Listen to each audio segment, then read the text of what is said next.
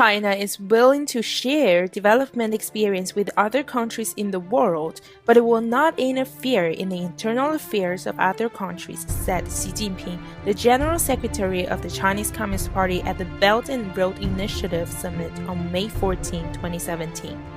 However, the CCP did exactly the opposite of what Xi said, by extending its influence over other countries' domestic issues such as economy and election.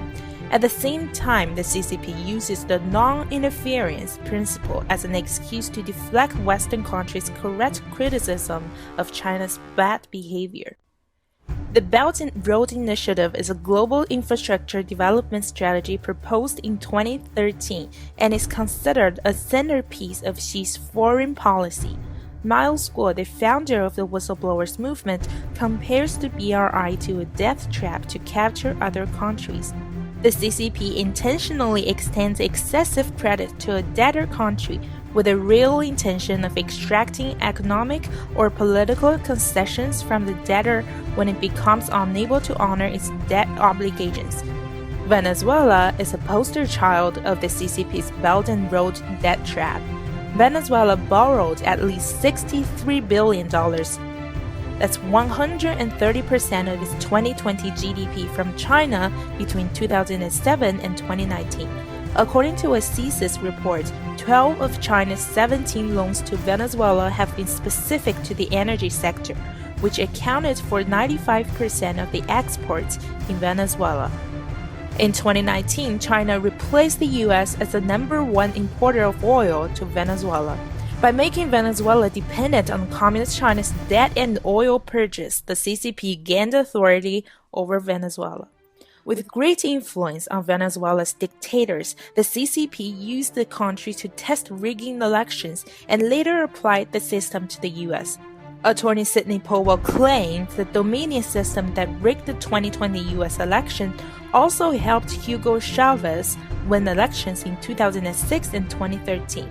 Lude Media said the process of modifying election results in real time requires sending data from vote counting machines via the internet to supercomputers, which will analyze the data and produce a complete set of voter IDs and ballots to be sent back. Without help from the CCP, Venezuelan dictators would not be able to develop and implement a sophisticated system to rig domestic and U.S. elections. While the CCP meddles in other countries' affairs, the CCP hides behind the shield of non-interference to avoid criticism. For example, the Western countries frequently called out the CCP for its brutal crackdown on Uyghur Muslims in Xinjiang, the northwestern region of China.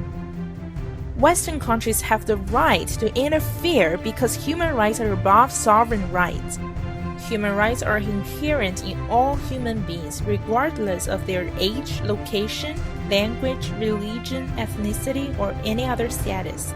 Another example of CCP's incorrect use of the non-interference principle is the accusation of Western countries' sanctions on the Hong Kong issue.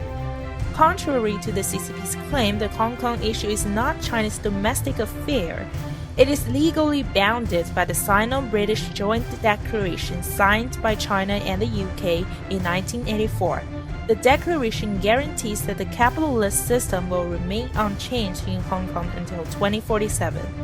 The Western countries are stating that the CCP breached the declaration by taking away Hong Kong's legal independence and freedom of speech.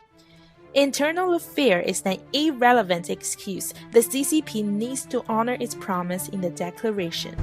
In summary, the CCP lied that they oppose interference in internal affairs of other countries and applied double standards to the principles of non-interference.